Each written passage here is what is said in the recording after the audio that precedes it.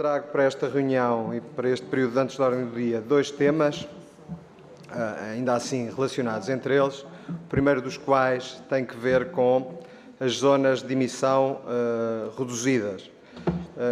Foi algo implementado pela Câmara Municipal, previsto já desde 2008, através de um protocolo celebrado com a CCDR Lisboa e Val do Tejo, e que tinha como objetivo a melhoria da qualidade do ar, bem como melhorar a fluidez do tráfego.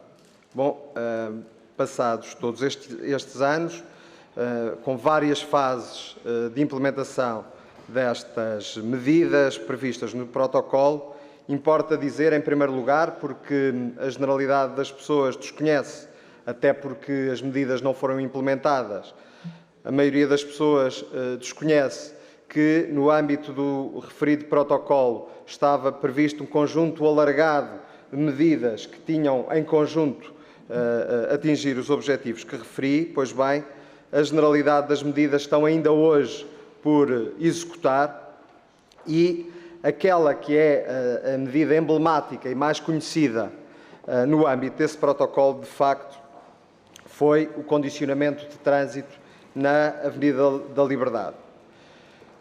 Conjugadamente com essa alteração à circulação na Avenida da Liberdade, foi condicionado também o trânsito a viaturas anteriores ao ano 2000. Essa medida tem um ano, passa agora, mais exatamente, passou no passado dia 15 de janeiro, um ano sobre a implementação desta restrição na circulação.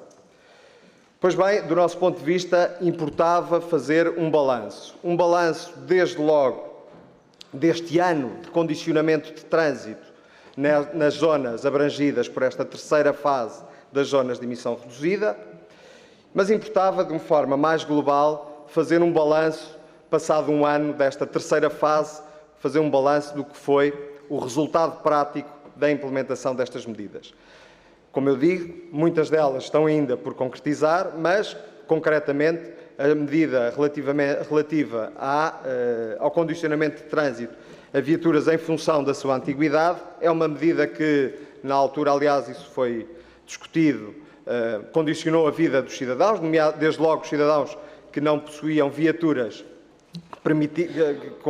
que fossem suficientemente recentes para permitir circular livremente em toda a cidade. E, portanto, foi uma medida que causou incómodo, perturbação na vida das pessoas. E, portanto, importava perceber se, passado este ano e esse incómodo criado, se mesmo assim valeu a pena. Ou seja, se o resultado prático dessa medida corresponde aos objetivos atingidos. Pois bem, eu na penúltima reunião de Câmara, há 2 semanas atrás, suscitei essa questão, pedi essas informações, em concreto, pedi que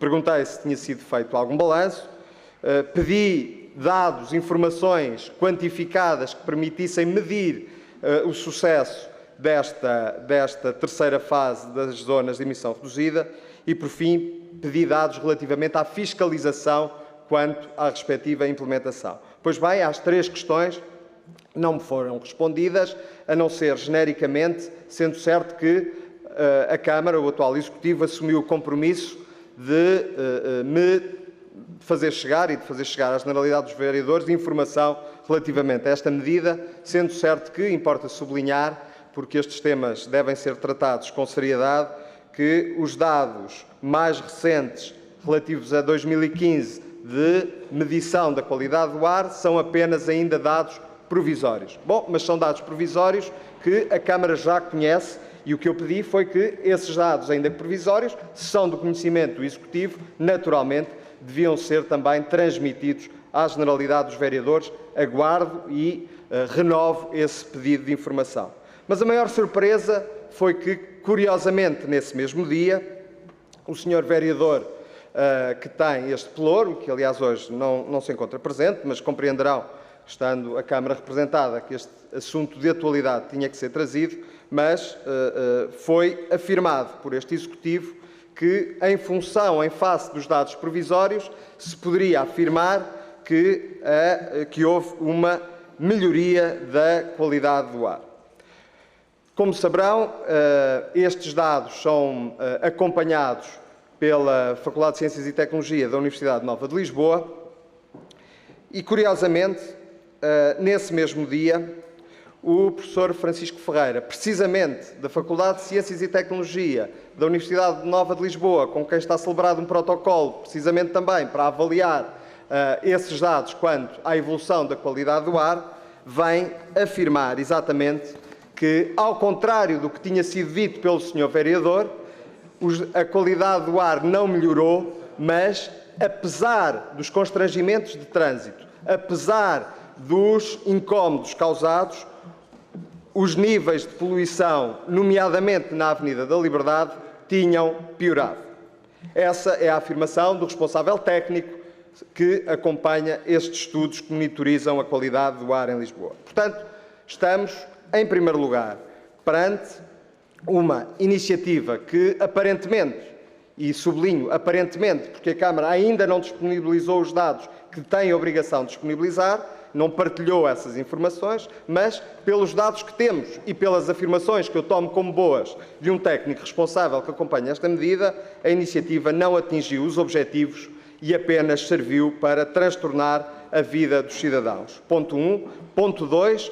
Passou um ano e falta apresentar um balanço do que foi, em concreto, a implementação desta medida. Em terceiro lugar, falta ser partilhada a informação que foi já solicitada, que está disponível na Câmara, mas que não foi disponibilizada a todos os vereadores. Acrescento a estes dados os dados relativamente à fiscalização desta medida. E, por último, chamo a atenção para outro facto.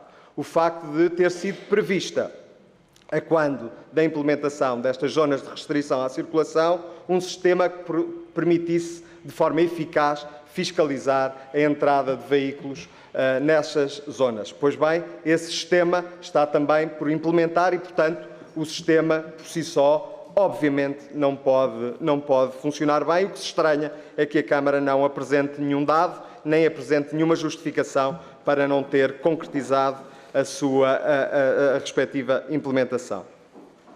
Sr. Presidente, o segundo tema que queria trazer tem que ver com os radares em Lisboa. Os radares em Lisboa foram também matéria que têm, ao longo dos anos, sido acompanhada de alguma polémica, que eu passarei a referir. Como saberão, os radares foram introduzidos na cidade de Lisboa, os radares de controle de velocidade em algumas artérias, nomeadamente em 21 locais, são 21 radares, foram introduzidos em 2007 e tinham como objetivo a redução da sinistralidade e a melhoria da segurança rodoviária. Passado algum tempo e algumas peripécias, em 2009, uma comissão criada de acompanhamento propõe um conjunto de alterações ao funcionamento do sistema de radares, a alteração, nomeadamente, de locais dos radares. Bom, até hoje não consta que isso tenha sido concretizado. Tem sido crónico o deficiente funcionamento dos radares na cidade de Lisboa, corresponderam a um investimento significativo e corresponderam também, para além desse investimento significativo, corresponderam a uma aposta, nomeadamente do atual Executivo, que os quis manter e quis utilizá-los como instrumento da regulação do trânsito na cidade. O que é facto é que são cíclicas as notícias sobre o mau funcionamento dos radares, sobre a falência do sistema, são também recorrentes as promessas de que os radares vão começar a funcionar. Eu recordo, nos tempos mais recentes, em 2014, o então Presidente da Câmara, António Costa, compromete-se a que os radares estariam a funcionar todos no início de 2015. Eu não sei se chegaram alguma vez a funcionar todos, também não sei quanto tempo é que funcionaram, e abro um parênteses para dizer, quando eu digo que não sei, porque essa informação foi por diversas vezes sendo solicitada e nunca nos foi transmitida. Bom, mas o que é facto, dizia eu, em 2015, supostamente, de acordo com a afirmação do então Presidente da Câmara, o sistema de radares estaria a funcionar e a cumprir o papel para o qual foi implementado. Pois bem, eu também há 2 semanas atrás, na reunião de Câmara, pedi informação sobre o estado, o ponto de situação do funcionamento do sistema de radares. Essa informação não me foi facultada e eu tive ocasião, o Gabinete do PSD teve ocasião de fazer o circuito de todos os radares, dos 21 radares, e pôde observar um a um que dos 21 radares que existem em Lisboa, que supostamente deviam estar a funcionar e a cumprir o seu papel, apenas 9, aparentemente, estarão a funcionar em pleno. Ou seja, em pleno, menos de metade dos radares na cidade de Lisboa funciona.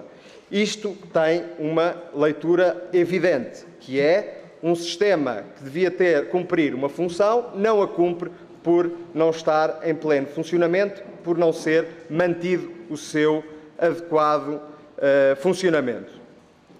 Curiosamente, este tema ganha particular atualidade e, aliás, esse levantamento, o levantamento que nós tivemos a ocasião de fazer, tem 1 semana, portanto, estes dados reportam há 1 semana atrás, mas ganham atualidade quando eu vi referido no início desta semana uma afirmação, aliás, 2 afirmações do Sr. Vereador Manuel Salgado, quanto à importância e à utilidade do sistema de radares na cidade de Lisboa.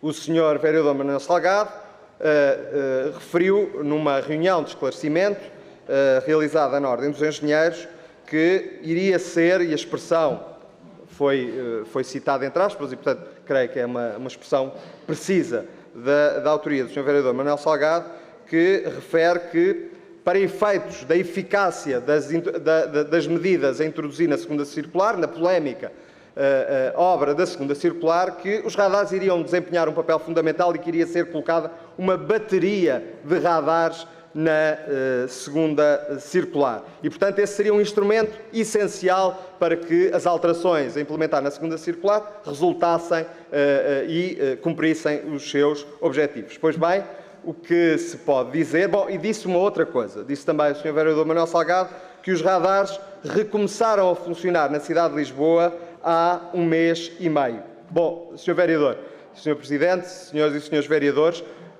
o levantamento exaustivo que nós fizemos tem menos de 1 mês e meio. E, portanto, eu até admito que o Sr. Vereador, alguém lhe tenha dito que há 1 mês e meio os radares poderiam estar a funcionar, tinham recomeçado a funcionar.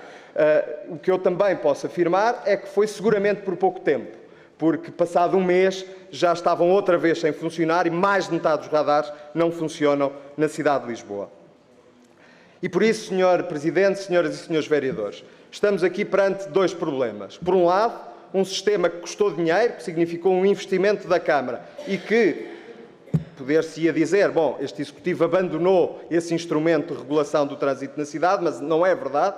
Não é verdade, tanto assim é que há várias afirmações que renovam o interesse e a importância que este Executivo deposita no funcionamento dos radares, que é facto é que este Executivo não tem sido capaz de manter em bom funcionamento um sistema que representou o tal investimento que eu já referi. Portanto, a Câmara tem sido incapaz de utilizar os radares como instrumento de regulação do trânsito e aumento da segurança rodoviária.